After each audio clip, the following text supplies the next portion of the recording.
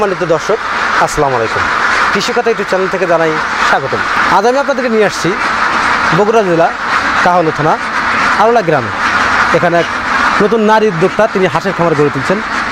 তিনি কীভাবে হাঁস পালন করেন এবং এই বাচ্চাগুলো তিনি শুরু থেকে কীভাবে পালন করে আসছেন, এখন তার হাঁসের বয়স কত এবং তিনি কী জাতের হাঁসের বাচ্চা দিয়ে খামারটি শুরু করছেন এবং হাঁস পালনের সিস্টেমগুলো তার কাছ থেকে জানবো এবং আপনাদের মাঝে জানার চেষ্টা করব।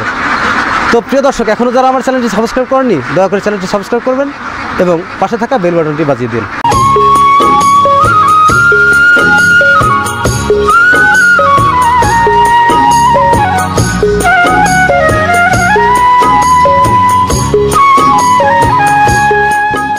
আপনার নামটা কি?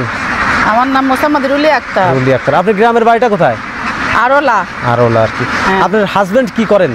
আমার হাজবেন্ড ব্যবসা করেন। আচ্ছা, আপনি কেন এই হাঁসের খামারে আসলেন আর কি? আমি বুঝেছি যে হাঁসের খামারে প্রচন্ড লাভ, এই জন্য মনটা চাইলে একটু হাঁস পালি, প্রতিপালন করি, এই জন্য হাঁসটা একটু পালিছি। আপনি কিভাবে আসলেন? কারো দেখে আসছেন না এমনিতে আসছেন? এমনিতে মনে খুব শখ ছিল, অনেকে ইউটিউবে দেখছি, আমি হাঁস দেখছি এরকম প্রতিপালন করতেছে, এই জন্য আমি হাঁসটা প্রতিপালন করেছি। আপনার এখানে কি জাতের হাঁস আছে? ক্যাম্বেল। সব ক্যাম্বেল হাঁস আর কি? হ্যাঁ। আপনার এখানে সব ক্যাম্বেল হাঁস আছে আর কি? হ্যাঁ। বড় হাঁসই কিনছেন না বাচ্চা হাঁস কিনছিলেন? আমি ছোট হাঁস কিনছি। কয়দিনকার বাচ্চা নিয়েছিলেন? এই জিরো একদিনকার। হ্যাঁ। এই বাচ্চাগুলো কোথা থেকে আনছিলেন?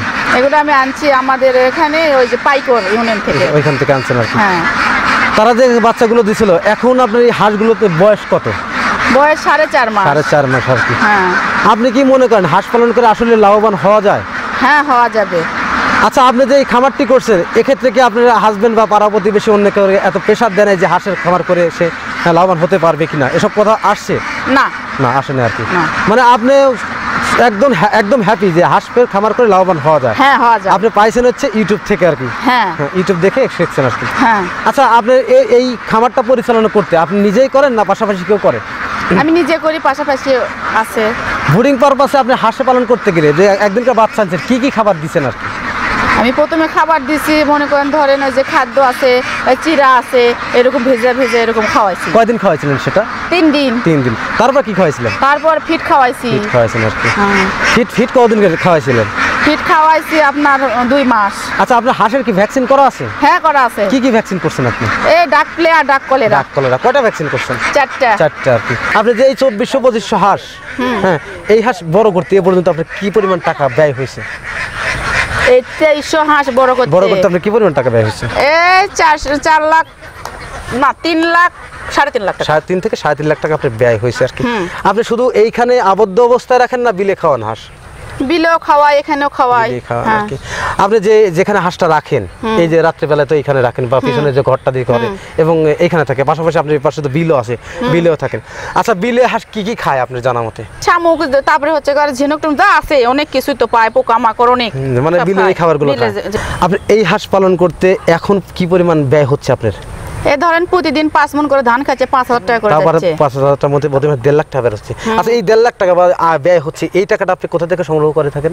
আমার দেবর দেয়, আমার দেবর মালয়েশিয়া আছে। হাঁস পালন করে থাকেন, হাঁসের খাওয়ান, হ্যাঁ, হাঁসের কি খাওয়ান? হাঁসের গম, ধান। এখন এখন তার বিলে ছাড়তে পারতেছেন না? না। বিলে কেন ছাড়েন না? এখন জমি হয়েছে না, জমি ধান টান লাগাবে, ছাড়তে পারতেছেন না আর কি? প্রতিদিন আপনি যদি 5000 টাকা ব্যয়, প্রতিদিন, হ্যাঁ, এসবই আসে ভাই। দেখ, আপনার এইখানে যে প্রতিদিন আপনার 5000 টাকা ব্যয় হয় আর কি, এই 5000 টাকা প্রতিদিন যে একটা খরচ আছে, তো মাস গেলে 1.5 লাখ টাকা কিন্তু ব্যয় হচ্ছে। আপনি এই টাকাগুলোর যোগান দেয় কে? মানে দেয় কে এই টাকাগুলো? আমার দেবর। আপনার দেবর দেয় আর কি? মানে আপনার উদ্যোগ কিন্তু ব্যয় করেন আপনার দেবর আর কি? এছাড়া কি আর কোনো খামার টামার আছে আপনাদের? হ্যাঁ, আছে। কি খামার আছে আপনার? এই মুরগির আছে, গরুর আছে, এগুলো আছে আর কি? গরুর সেট আপনার কতগুলো গরু আছে এখন? 20টা আছে। 20টা গরু আছে আর কি? পাশাপাশি মুরগির সেটও আছে। সব মিলিয়ে আলহামদুলিল্লাহ খুব ভালো আছেন। আলহামদুলিল্লাহ। যাই হোক, তো প্রিয় দর্শক, আর কথা বাড়াতে যাচ্ছি না, সব বেলা গড়িয়ে সন্ধ্যা নেমে আসছে। আজকের প্রতিবেদন এখানে সমাপ্ত করছি। ভালো থাকেন, সুস্থ থাকেন, আল্লাহ হাফেজ, ধন্যবাদ। বাবিদার খুলে দেন।